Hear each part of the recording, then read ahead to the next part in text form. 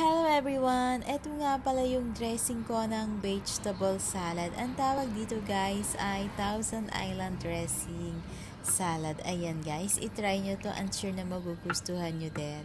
Yung recipe na to guys ay ilalagay ko naman sa description ng video na to. Ayan guys.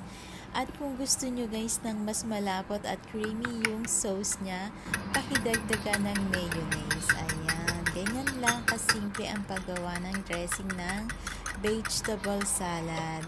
At ganyan guys, yung magiging result niyan, dapat malapot. Kaya dapat medyo madami yung mayonnaise natin. Ayan, paki-check na lang po ng mga full recipes sa aking video. Kaya try nyo to guys and for sure na magugustuhan nyo din. Masarap kasi yung lasa niyan guys sa mga vegetable salad. And thank you for watching my videos and sana magustuhan nyo guys yung aking mga videos na sinishare sa inyo. And see you on my next video guys.